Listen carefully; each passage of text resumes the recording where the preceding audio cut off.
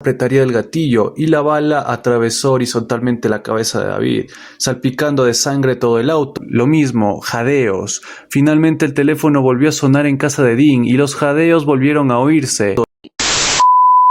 Uno de los mayores misterios en lo que se refiere a asesinos seriales o a crímenes sin resolver es aquella que se daría en California, en los Estados Unidos, a finales de los años 60, cuando un misterioso personaje de la nada atacaba y asesinaba a las personas, dejando simplemente ciertas pistas que eran muy rebuscadas de saber lo que significaban. Un misterio que hasta el día de hoy no ha sido esclarecido y, según muchos expertos, probablemente por la manera en cómo actúa esta persona jamás sea resuelto el misterio. ¿De quién te estoy hablando? El día de hoy hablaré de la historia, del caso sin resolver, del asesino del Zodíaco.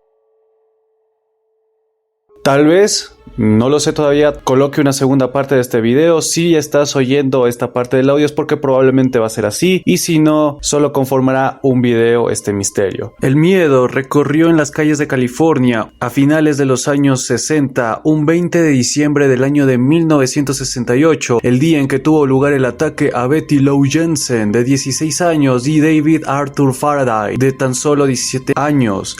Al comienzo, Betty y David estaban juntos en los asientos delanteros del auto de David, estacionados en algún camino apartado de la carretera conocida como Harman Road, por el este de California. Era de noche, la calefacción estaba encendida y los asientos reclinados en ángulo de 45 grados. A unos pocos metros del auto yacía la puerta 10 de la estación de bombeo del lago Herman. La única luz que caía en aquel claro era la luz de la luna, frecuente testigo de las parejas que iban a aquel lugar para fumar marihuana, beber cerveza y hacer otras cosas más. Pero aquella escapada romántica tuvo un radical final cuando a las 11:05 de la noche otro auto pasó por la curva que estaba cerca del auto de David y, en lugar de seguir su camino, se estacionó a unos 2 metros adelante. El conductor de aquel auto vestía una chaqueta pesada con una capucha, oscuro, y llevaba gafas, detalle ciertamente inquietante puesto que era de noche. Pasados unos minutos, el extraño bajó de la ventanilla de su auto y solicitó a Betty y a David que se bajaran del mismo. Ambos se negaron a satisfacer la sospechosa petición, y fue entonces cuando el corpulento desconocido salió de su auto, sacó una pistola de su chaqueta, se acercó a la pareja y, tras mirarlos fijamente un momento, comenzó a acecharlos dándole vueltas al auto. La situación era aterradora, en parte porque la ventana del copiloto, o sea, la de Betty, estaba abierta. Súbitamente el silencio se quebró cuando el hombre misterioso rompió la ventana posterior derecha de un balazo, tras lo cual dio otro tiro más en la rueda posterior izquierda. Llenos de pánico, los jóvenes se quedaron acorralados del lado del copiloto. El corpulento extraño corrió, pero Betty ya había logrado salir del auto, por lo que momentáneamente se limitó a meter el brazo por la ventana abierta, y al ponerle a David la pistola en la oreja, entonces apretaría el gatillo y la bala atravesó horizontalmente la cabeza de David, salpicando de sangre todo el auto, y a la par de Betty lanzaba un grito de horror sabiendo que aquel sonido era sinónimo de muerte. Pese a los 8 metros y pico que llevaba avanzados, Betty no consiguió escapar del asesino del Zodíaco, quien hábilmente le dio 5 tiros, uno tras otro. Instantáneamente Betty se desplomó sobre su costado derecho. Su cuerpo, ya sin vida, yacía bañado en sangre a 8,55 metros del parachoques trasero del auto de David. Entre tanto, David agonizaba boca arriba en el auto, sintiendo cómo la vida se le escapaba en la sangre que salía de su cráneo perforado. Finalmente el asesino dio por concluida su labor y escapó en su auto, por lo cual David consiguió vivir un poco más antes de que la muerte lo sorprendiera de camino al hospital. Y así era como iniciaba la historia del asesino del Zodíaco. Pero no sería lo único que haría, ya que un viernes 5 de julio de 1969, cuando Darlene Elizabeth Ferrin, de 22 años, y Michael Reynolds, de 19, fueron atacados por el asesino del Zodíaco. Era un secreto a voces el hecho de que Darlene fuera una esposa infiel que tenía varios amantes. Uno de los los cuales era Michael justamente. Aprovechando el 4 de julio, las fiestas patrióticas de Estados Unidos, Darlene había quedado en salir con este. No faltaba mucho para la medianoche cuando Darlene llamó a la niñera y le preguntó si podía quedarse más tiempo con su hija, Dena, ya que ella tenía que salir de nuevo, supuestamente para comprar los fuegos artificiales que su esposo le había pedido. La niñera aceptó sin ningún problema y Darlene fue a recoger a Michael para ir a pasar un buen rato cerca del campo de golf de Blue Rock Springs, lugar donde por las noches era frecuente observar autos estacionados con parejas. No obstante, apenas pasado un rato desde que la pareja arrancó rumbo a Blue Rock, de entre las sombras de la calle arbolada surgió un vehículo que empezó a seguirlos con inquietante insistencia. Eran aproximadamente las 11:55 de la noche y el auto que los perseguía los seguía a gran velocidad. Darlene giró varias veces para despistar al automóvil, pero el asesino del Zodíaco era demasiado hábil como para dejar ir a sus jóvenes presas. A pesar de eso, Darlene consiguió llegar al campo de golf, más a causa del nerviosismo que le embargaba, chocaría contra un tronco de un árbol y el auto se apagó, quedándose estancado a unos 20 metros de la entrada al campo de golf. Normalmente hubiese habido otras parejas en sus autos,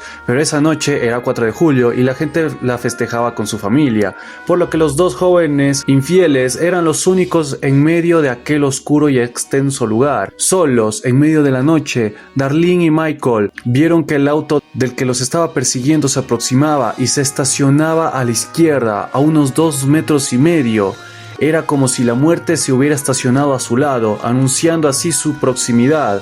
Por un momento la pareja sintió un gran alivio al ver que tras un momento el auto intimidante se había marchado a toda velocidad, pero transcurridos unos 5 minutos el auto acosador volvió, parqueándose esta vez en la tangente por detrás de ellos, justo como hacían los vigilantes de tránsito para bloquear el paso. De pronto, una luz brillante e intensa los iluminó desde el otro vehículo. Momentáneamente, Michael y Darlene se tranquilizaron creyendo que se trataba de algún policía. El sujeto saldría del mismo auto y fue hacia ellos, acercándose hacia el lado del copiloto, ya que la ventana de ese lado estaba con el vidrio bajado. La luz apuntó al rostro de Michael y seguidamente se oyó el primer disparo de los 5 que hirieron gravemente a la pareja, quien cometió el error de gritar de dolor después de que el asesino del Zodíaco hubiese emprendido la marcha de regreso a su auto. Así, al escuchar el grito de Michael, el asesino se volvió y dio 4 tiros más. Uno que falló, 2 que acabaron con la vida de Darlene y un último tiro que hirió a Michael. Después de que el asesino escapara lentamente en su auto para no llamar la atención, a duras penas Michael alcanzó a arrastrarse fuera del auto con las mejillas y la lengua perforadas por la bala que afortunadamente no atravesó su cerebro. Tras un rato aparecieron 3 adolescentes que se encargaron de llamar a la policía y a los servicios médicos. Michael, que logró sobrevivir, recuerda claramente que el asesino era blanco, corpulento, que usaba gafas, tenía entre 26 y 30 años y el cabello castaño claro, corto, rizado y con estilo militar. Pero esto no frenaría al asesino del Zodíaco, ya que, no contento con el crimen de Michael y Darlene, esa noche el asesino acudió a las 12:40 de la madrugada a una cabina telefónica ubicada a poca distancia del lugar al cual llamaba la comisaría de Vallejo. La telefonista Nancy Slover, que fue quien le respondió, contó que la voz del asesino era regular, carente de acentos y altibajos, a la vez que suave pero enérgica. Las palabras iniciales del asesino fueron estas: abro comillas, quiero informar de un doble asesinato. Si recorren 1 kilómetro en dirección este por la avenida Parkway hasta el parque público, encontrarán a 2 jóvenes en un auto marrón, cierro comillas. Impresionada, Nancy intentó interrumpirlo para sacarle datos, pero el asesino habló más fuerte y siguió hasta concluir en un matiz grave, provocador, con las siguientes palabras: abro nuevamente comillas, han sido abatidos con un Lawyer de 9 milímetros. También maté yo a los chicos del año pasado. Adiós. Cierro comillas. Entre tanto, Dean, el esposo de la fallecida Darlene, acababa de salir del Caesar Palace, que ahí trabajaba, y se dirigía a su casa junto con algunos colegas y unas cuantas botellas adecuadas para celebrar el 4 de julio. Al llegar, Dean vio que Darlene no estaba y poco después el teléfono sonó a la 1:30 de la madrugada. Un amigo de Dean contestó la llamada, pero solo escuchó unos jadeos. Lo mismo sucedió con los padres de Dean, quienes 15 minutos después recibieron una llamada en la que solo escucharon lo mismo, jadeos. Finalmente el teléfono volvió a sonar en casa de Dean y los jadeos volvieron a oírse. Dean creyó que se trataba de algún bromista, pero los policías que llegaron a su casa poco después de los jadeos en el teléfono le informaron que su querida e infiel esposa había sido asesinada, quedando así claro que aquellos angustiantes jadeos debían pertenecer al asesino de Darlene. A este asesino serial en particular le encantaba bastante la acción mediática o que la gente hablara de él, porque no solo se conformó con las llamadas telefónicas, sino que también empezó a escribir sus primeras cartas, apareciendo un viernes 1 de agosto del año de 1969. Fueron casi idénticas entre sí y tuvieron por destinatarios a 3 periódicos: The San Francisco Examiner, San Francisco Chronicle y Vallejo Times Herald.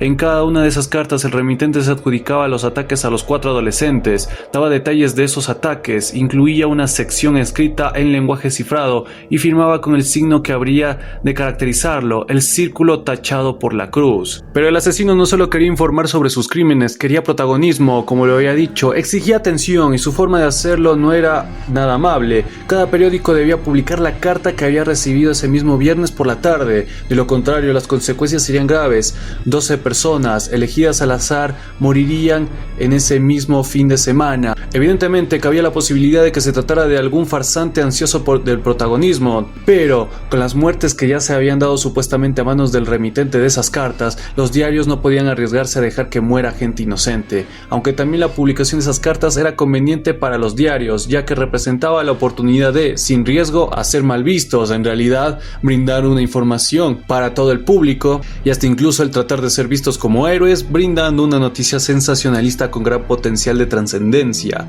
Por todo eso las cartas se publicaron, aunque no íntegramente por pedido de la policía, y así comenzaron los intentos por desentrañar el sentido de los mensajes cifrados que el asesino había incluido en sus comunicados. Cada periódico se había encargado de mandar a la policía fotocopias de la carta recibida con el mensaje cifrado. La tarea no parecía ser fácil, pues cada tercio de mensaje cifrado tenía 8 líneas, 17 símbolos por línea, y a su vez los símbolos eran demasiado variados: símbolos griegos, meteorológicos, símbolos de código Morse, señales marítimas, signos astrológicos y letras del alfabeto ordinario. Al final, la identidad de quienes descifrarían los códigos sorprendería a los expertos de la inteligencia naval, la CIA y el FBI, y el jefe de la policía de Vallejo, Jack Stiles, se había encargado de solicitar públicamente al autor de las 3 cartas que mandara otra carta con más datos para demostrar que él era el asesino.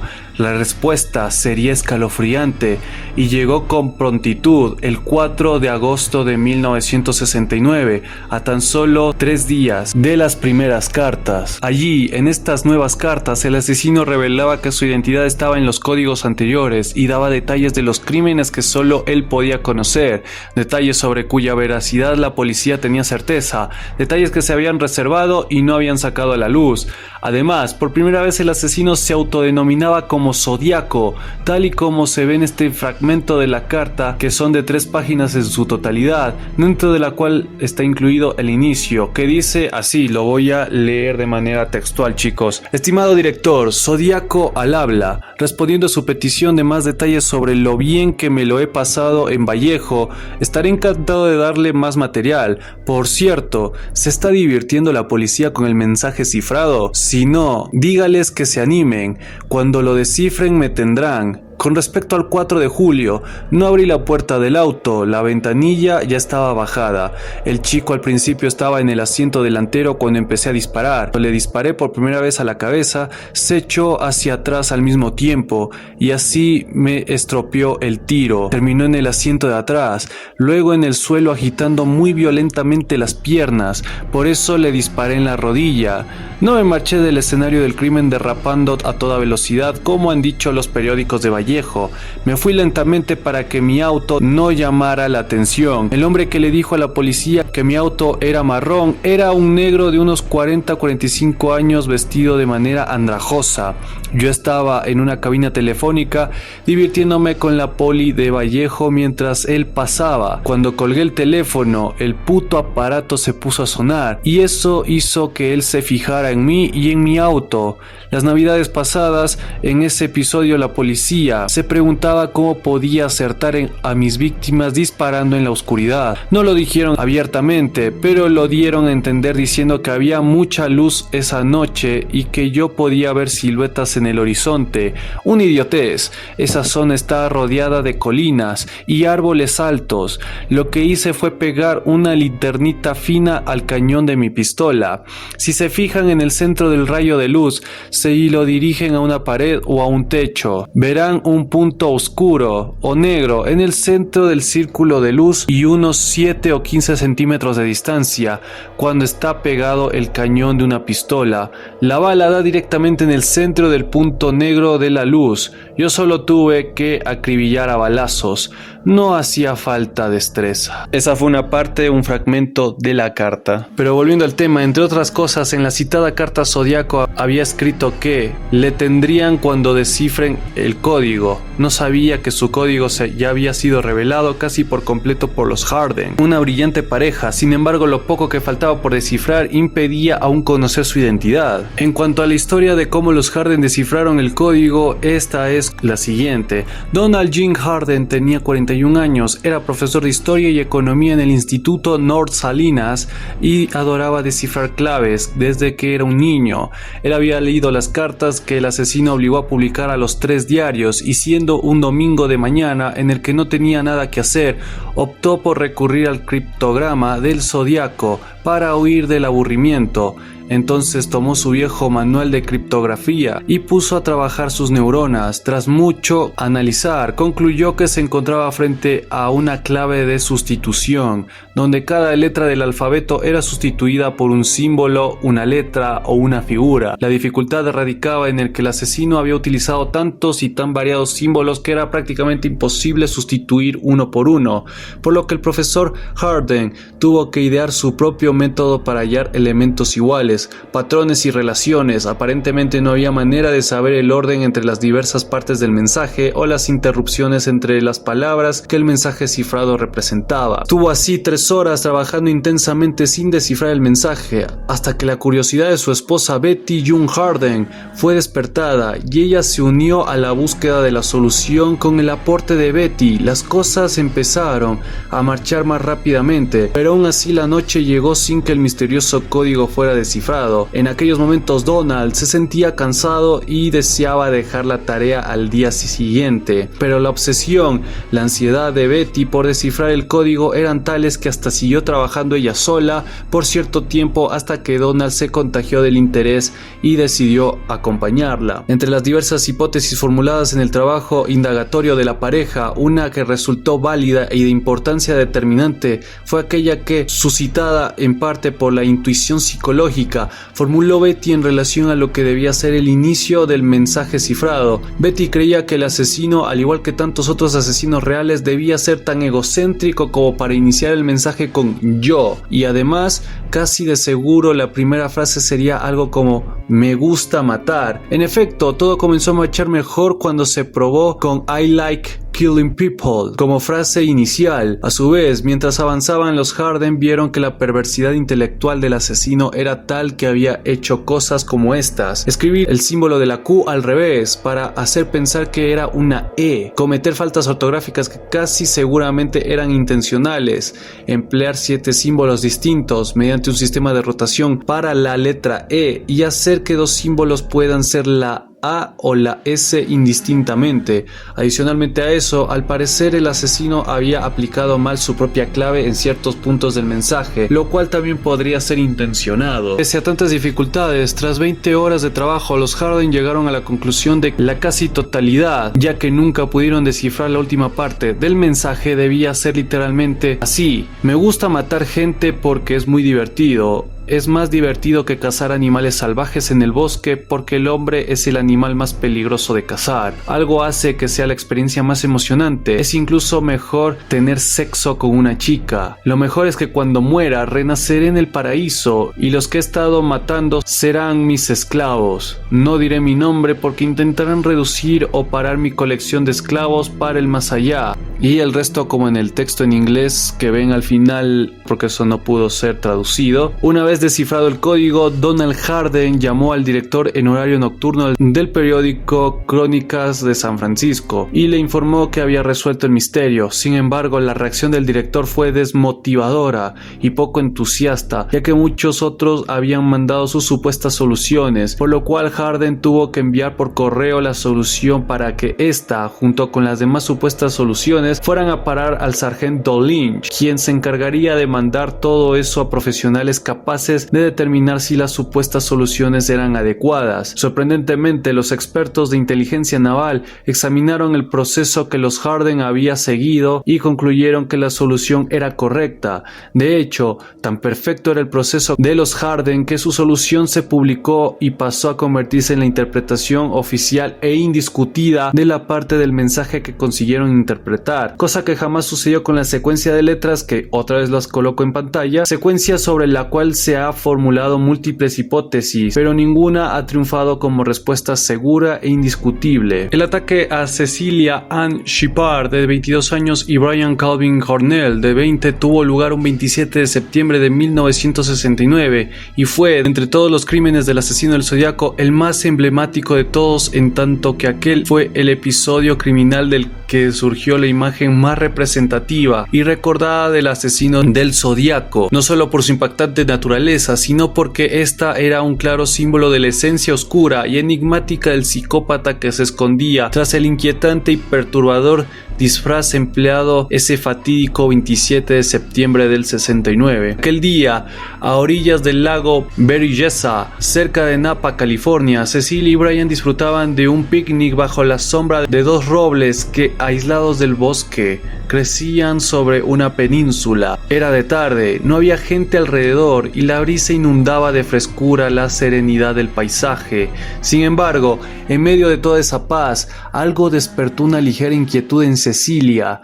A lo lejos, al otro lado del agua, que rodeaba el lado derecho de la península, se veía una silueta que, pese a presentarse borrosa por la distancia, dejaba entrever que se trataba de un hombre corpulento de cabello castaño. De momento, el hombre desapareció metiéndose en cierta parte del bosque, pero poco después salió del mismo lugar y empezó a caminar lentamente hacia ellos. Atemorizada, Cecilia se había volteado y veía que la figura estaba cada vez más cerca y que su aspecto no era nada tranquilizante, aunque lo peor estaba por venir. Así, de pronto, una ráfaga de viento le metió polvo en el ojo y ella perdió de vista al desconocido por un momento. Brian, que estaba relativamente calmado, ni siquiera se había preocupado por voltearse a ver qué hacía el extraño, hasta que un ruido de hojas crujiendo le llamó la atención, y entonces notó que el extraño se había parado detrás del otro roble, ubicado a unos 6 metros a la derecha de Cecilia, quien tras breves instantes acabó con la tranquilidad a la que Brian había vuelto. «Dios mío, llevo una pistola», exclamó Cecilia, y entonces Brian, mirando por el rabillo del ojo,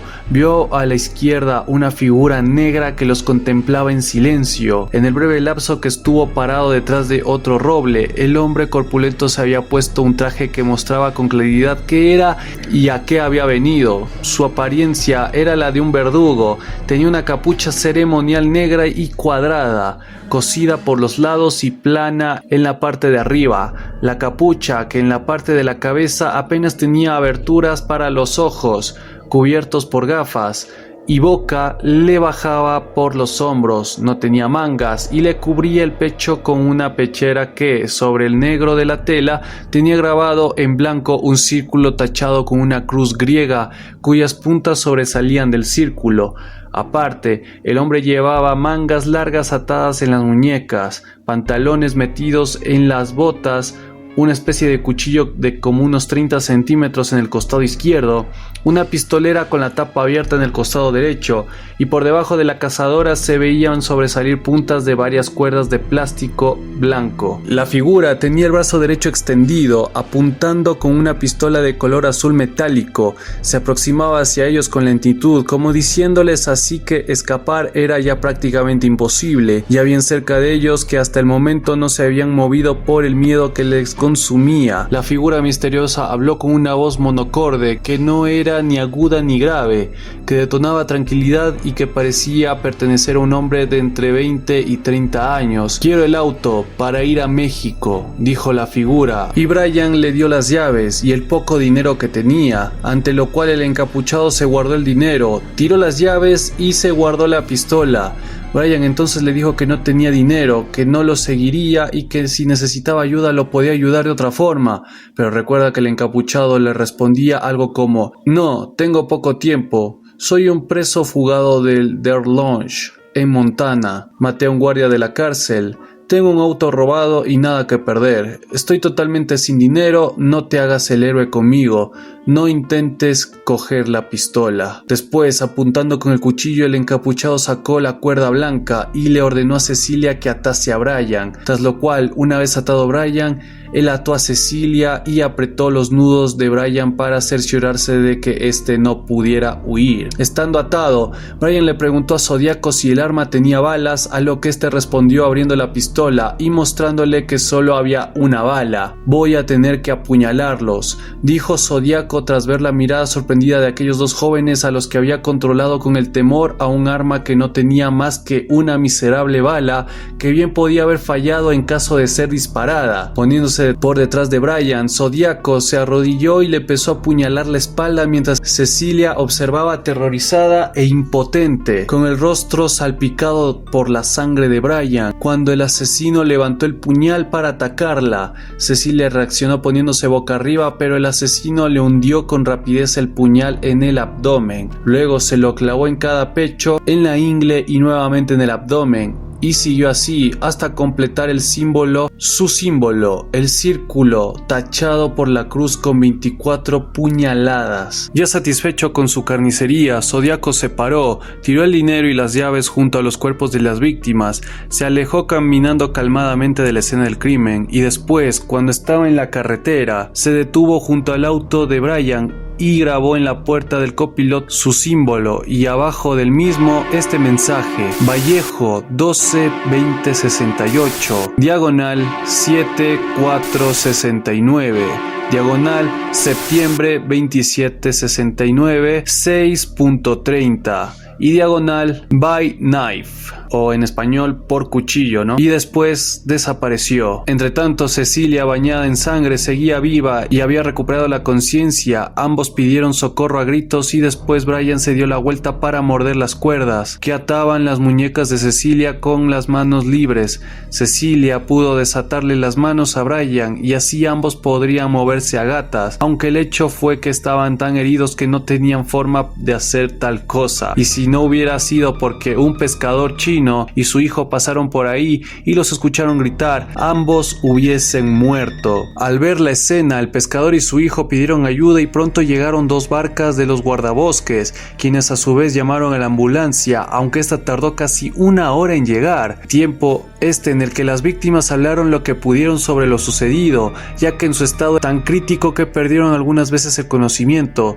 y Cecilia, que era la que peor estaba, pedía con insistencia que la anestesiaran o le den algo para dejarla inconsciente.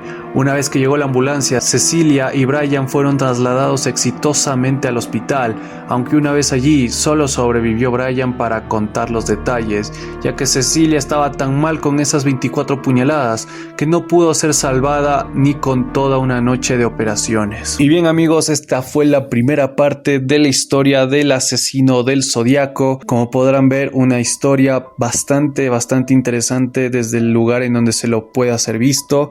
Y nada, simplemente recordándote que si eres nuevo o nueva pasándote por mi canal, te puedes suscribir y unirte así a la familia. También puedes activar la campana de notificaciones, así YouTube te notificará cada vez que yo suba un video al momento. Dale like al video si te gustó. Comenta en la caja de comentarios qué te pareció esta primera parte, qué le puedes aportar a esta historia sobre los detalles que ya te he contado, o simplemente si deseas me puedes dar sugerencias acerca de algún caso criminal o de algún asesino en serie que te gustaría que yo en un futuro investigara y les trajera un video al respecto de ese sujeto. Pueden compartirlo con todos sus amigos o con las personas que les interese esta clase de temas, de historias o de casos criminales. Yo fui Santiago Barrios, mandándoles un enorme saludo a todos ustedes. Los veré la próxima semana con la segunda parte de esta historia. No se lo pierdan, chicos. Chao, chao, que la pasen bien.